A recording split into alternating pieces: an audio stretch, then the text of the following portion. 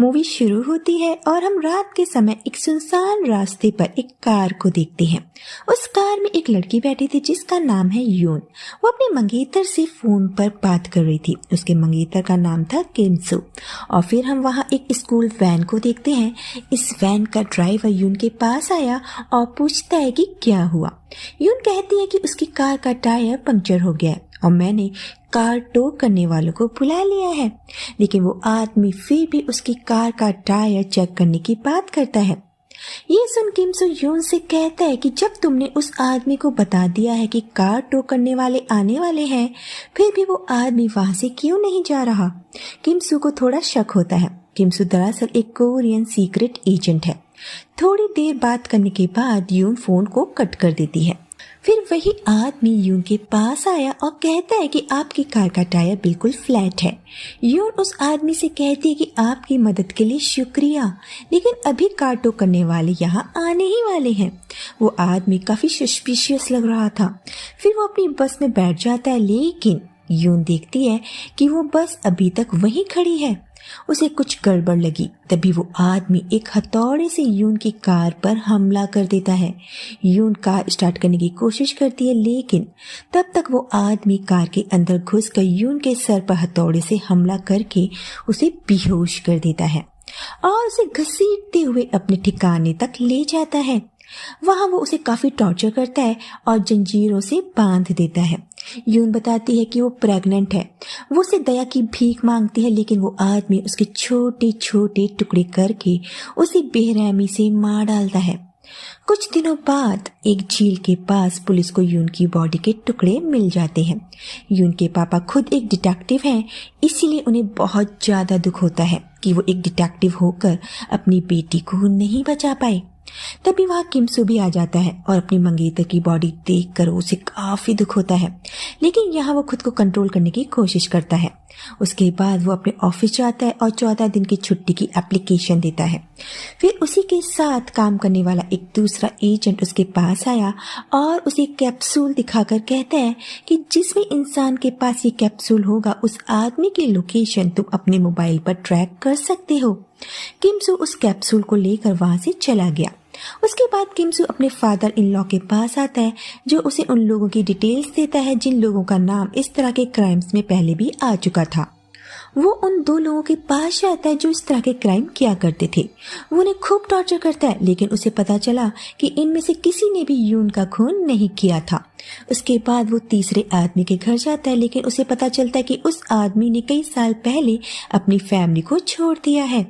किम सू जैसे ही वहां से बाहर निकला, उसे उस आदमी का बेटा दिखाई दिया। वो उससे पूछता है कि क्या तुम्हें पता है कि तुम्हारे पापा कहाँ हैं? वो अपने पापा का एड्रेस उसे दे देता है। फिर किम सू उस एड्रेस पे पहुंच गया। वो उस घर की तलाशी लेता है और वहां उसे कुछ लड़कियों के प्राइवेट सामान मिल जाते हैं और वहां उसे अपनी मंगेतर की अंगूठी भी मिल गई। वो श्योर हो जाता है कि ये वही आदमी है जिसने उसकी मंगेतर का खून किया है। उसके बाद हम उसी किलर को स्कूल बस ड्राइव करते हुए देखते हैं। इस आदमी का नाम झांग है। वो स्कूल गर्ल्स को उनके घर छोड़ने जा रहा है और जब बस में सिर्फ एक लड़की बचती है जिस पर उसकी काफी देर से नजर थी, उसे घर ड्रॉप ना करके एक सुनसान जगह ले आया। उसे बांधकर उसके साथ गलत काम करने की कोशिश करता है, लेकिन तभी उसे कोई पीछे से आवाज देता है। वो उस आवाज की तरफ बढ़ा और लाइट ऑन कर दी और हम देखते हैं कि वहां किम सू खड़ा था। झांग उससे पूछता है कि क्या तुम अकेले हो और ये भी कि क्या वो पुलिस वाला है। वो कहता है कि उसे ताज्जुब है कि पुलिस वालों ने उसे इतनी जल्दी ढूंढ लिया। फिर वो एक दराती लेकर किम सू की तरफ भागने लगा, लेकिन इससे पहले कि वो किम सू का कुछ बिगाड़ पाए, किम सू खुद को बचाते हुए उस पर हमला करने लगा। दोनों में कुछ देर तक लड़ाई होती है, लेकिन किम सू झांग पर भारी पड़ता है। वो झांग के मुंह को एक प्लास्टिक की पन्नी से कवर कर देता है, जिस वजह से उसे सांस लेने में दिक्कत होने लगी। फिर वो एक पत्थर उठाकर उसे मारने ही वाला था, लेकिन वो ऐसा नहीं कर पाता, जिसके बाद वो उस कैप्सूल को झांग के मुंह के अंदर डाल देता है, जिससे वो किसी को भी ट्रैक कर सकता था। झांग को उस कैप्सूल के बारे में कुछ भी नहीं पता होता, क्योंकि वो बेहोश था। किम सू वहां से चला जाता है और जब झांग को होश आया, वो देखता है कि उसके पास एक एनवलप पड़ा था जिसमें बहुत सारे पैसे थे। ये देख झांग को लगता है कि शायद वो आदमी भी उसी की तरह कोई साइको था। फिर हम झांग को रास्ते पर देखते हैं जहां दो आदमी उसे लिफ्ट देते हैं। वहीं दूसरी तरफ किमसू उसे ट्रैक कर रहा था। उसके बाद झांग उन दोनों आदमियों को भी मार देता है और जब वो उस कार की डिक्की खोलता है उसे उस डिक्की में किसी की लाश मिलती है और वो समझ जाता है कि ये लोग भी उसी की तरह एक किलर हैं। फिर वो उन तीनों की लाश को वहीं फेंक कर चला गया। उसके बाद झांग अपने जख्मों का इलाज कराने के लिए हॉस्पिटल में आता है।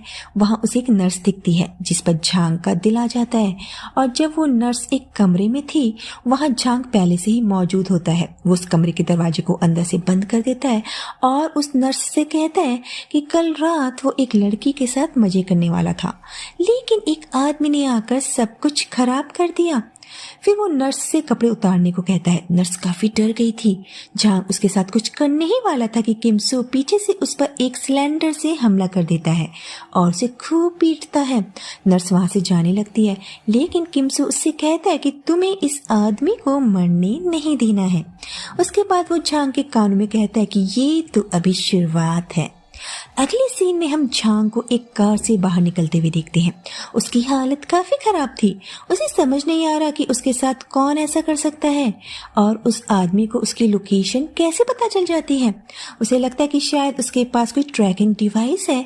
वो खुद को चेक करने लगा, लेकिन उसे कुछ भी नहीं मिलता। उसके बाद वो एक हाईवे पर जाता है। वो अपनी कार बदलना चाहता था। उसे लगता है कि शायद इस कार की वजह से वो आदमी उस तक पहुंच जाता है। वो एक गाड़ी को रोकने की कोशिश करता है, लेकिन उस गाड़ी के अंदर आर्मी थी, इसलिए वो कुछ नहीं कर पाया। फिर वो अपने दोस्त और उसकी वाइफ के घर पर था जो उसी की तरह साइको हैं और अपने साथ हुए कांड के बारे में उन्हें सब कुछ बताता है। उसका दोस्त उससे कहता है कि शायद वो आदमी तुम्हारा शिकार कर रहा है। तुमने अब तक जितनी भी लड़कियों को मारा है वो शायद उन्हीं में से किसी का रिलेटिव या जानने वाला होगा। उसके बाद वो कमरे में चला जाता है और दिमाग लगाने लगता है कि ये आदमी कौन हो सकता है। तभी उसे याद आता है कि किमसू ने एक अंगूठी पहनी हुई थी और उसे ये भी याद आ जाता है कि अब तक उसने जितनी भी लड़कियों का खून किया है उसमें से किस लड़की के हाथ में सेम अंगूठी थी और कौन उससे बदला लेना चाहता है। वहां दूसरी तरफ झांग का दोस्त एक लड़की को टॉर्चर कर रहा था। वो उस लड़की को मारने वाला है, लेकिन तभी वहां किमसू आ जाता है और उसे बुरी तरह से पीटने लगता है। तभी पीछे से उस आदमी की वाइफ और झांग भी आ जाते हैं और किमसू उन दोनों की भी अच्छे से पिटाई कर देता है। और अगले सीन में हम देखते हैं कि पुलिस उस घर में है और उसने सबको अरेस्ट कर लिया है। उन्हें हॉस्पिटल लाया जाता है क्योंकि वो काफी जख्मी थे। वहीं किमसू भी अपनी पट्टी करवाने आया था क्योंकि उसे भी चोटें आई थी। यहाँ पर किमसू का वही दोस्त उससे मिलने आया जिसने उसे वही कैप्सूल दिया था और यहाँ वो किमसू से कहता है कि तुम उस आदमी को पुलिस के हवाले कर दो, लेकिन किमसू कहता है कि अभी नहीं, टाइम आने पर उसे पुलिस के हवाले कर देगा। फिर वो किमसू से कहता है कि जो कैप्सूल उसने उसे दिया था वो तब तक उसके अंदर रहेगा जब तक कि उस आदमी को दस्त नहीं लग जाते और लूज मोशन होने के साथ ही वो कैप्सूल उसके शरीर से बाहर आ जाएगा। किमसू उसे चुप रहने का इशारा करता है क्योंकि बगल के बेड पर झांग लेटा हुआ था। किमसू उसे चेक करता है लेकिन झांग बेहोश है, ऐसा किमसू को लगता है, लेकिन असल में उसने उन दोनों की बातें सुन ली थी। उसे पता चल चुका था कि किमसू उसे उस कैप्सूल की वजह से ट्रैक कर पा रहा है। उसके बाद किमसू फिर से झांग को एक सुनसान जगह लाकर छोड़ देता है और चला जाता है। और अब जब झांग को पता चल चुका है कि उसके अंदर एक ट्रांसमीटर लगा हुआ है, वो किमसू से कहता है कि मुझे पता है कि तुम किस लड़की की वजह से मुझे बार बार मार रहे हो। मैं उस लड़की का पता भी जानता हूँ। वो उसे बताता है कि कैसे उसने यून और उसके आज जन्मे बच्चे को मारा और आखिर में वो उससे कहता है कि अब तुम्हें जिंदगी भर इस बात का अफसोस होगा कि तुमने मौका मिलने के बावजूद भी मुझे जान से क्यों नहीं मारा। वो कहता है कि अब आएगा इस खेल का असली मजा। जिसके बाद वो एक केमिस्ट की शॉप पर जाता है और लूज मोशन होने की दवा लेकर उसे पी जाता है और उसके अंदर से वो कैप्सूल बाहर आ गया और एक दूसरे आदमी के अंदर उसने उस कैप्सूल को डाल दिया। जब तक किमसू वहां पहुंच पाता, झांग वहां से निकल चुका था। किमसू को कोई आइडिया नहीं है कि झांग अब कहाँ है, इसीलिए वो उसके दोस्त के पास जाता है और पूछता है कि उसे उसका दोस्त झांग कहाँ मिलेगा। उसका दोस्त कहता है कि तुम जो गेम उसके साथ खेल रहे थे वो गेम अब झांग तुम्हारे साथ खेलेगा। किमसू वहां से जाने लगता है। तभी उसे झांग के दोस्त का फोन आता है और वो उसे झांग की लोकेशन बता देता है और वो लोकेशन किमसू के फादर इन लॉ का घर था। ये जानकर वो परेशान हो गया। वो जल्द से जल्द वहां पहुंचने की कोशिश करता है, लेकिन उसके पहुंचने से पहले ही झांग वहां पहुंचकर यून के पापा और उसकी बेटी को मार डालता है। किमसू जब वहां आया तो देखता है कि उसके फादर इन लॉ और सिस्टर इन लॉ की बेरहमी से हत्या कर दी गई है। इन सब का जिम्मेदार वो खुद को मानने लगा, क्योंकि उसी की वजह से आज ये सब कुछ हो चुका था। उसे झांग को उसी वक्त मार देना चाहिए था जब वो पहली बार उसके सामने आया था। वहीं दूसरी तरफ झांग अब सरेंडर करना चाहता है। उसे पता है कि अब किमसू उसे जिंदा नहीं छोड़ेगा। वो पुलिस को अपनी लोकेशन बताता है, लेकिन उसके सरेंडर करने से पहले ही किमसू उसका किडनैप कर लेता है और उसे लेकर उसी जगह आ जाता है जहां झांग ने उसके मंगेतर को मारा था। उसे बांधकर काफी बुरी तरह से टॉर्चर करता है। झांग उससे कहता है कि मुझे मार क्यों नहीं देती।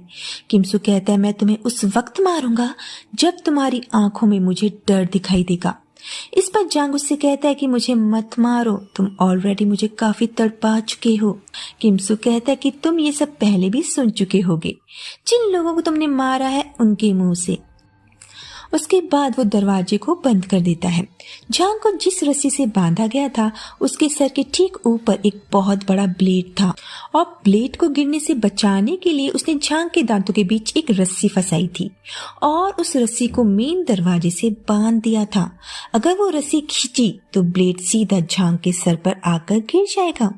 ये सब सेट करके किमसू वहां से निकल जाता है और तब एक टैक्सी से झांग की फैमिली उतरती है। अंदर झांग बोल रहा था कि वो जिंदा बच जाएगा, उसे कोई नहीं मार सकता, और उसकी ये सारी बातें किमसू उस कैप्सूल के जरिए सुन रहा था जो उसने झांग के पास रखा हुआ था। वहीं झांग की फैमिली झांग को देख लेती है और उसे बचाने के लिए अंदर आना चाहती है, लेकिन झांग उसे ऐसा करने से रोकना चाहता था। लेकिन अगर उसने मुंह खोला तो वो रस्सी उसके मुंह से छूट जाएगी, और दूसरी तरफ अगर उसकी फैमिली ने दरवाजा खोला तो झांग के मुंह की रस्सी खींचने से ब्लेड उसके सिर पर गिर जाएगा। और ये वो टाइम था जब हम झांग की आंखों में डर को साफ साफ देख पाते हैं। वो था मौत का डर। वो अपनी फैमिली को मना करना चाहता है लेकिन अपना मुंह नहीं खोल सकता, और जैसे ही वो दरवाजा खुलता है ब्लेड उसके सिर पर आकर गिर गया और उसका सर धड़ से अलग हो जाता है। और बाहर किमसू उसके डर को महसूस करता है और फिर वो रोने लगा, क्योंकि उसने अपना बदला तो ले लिया था लेकिन अपना सब कुछ खोकर। और इसी के साथ यहीं पर हो जाता है इस मूवी का दी एंड। तो दोस्तों, इस तरह एक डेविल का पाला उससे भी बड़े डेविल से बड़ा था। कहते हैं जैसा करोगे वैसा पाओगे, इसीलिए अच्छे कर्म करते रहो। मिलते हैं नेक्स्ट वीडियो में। बाय।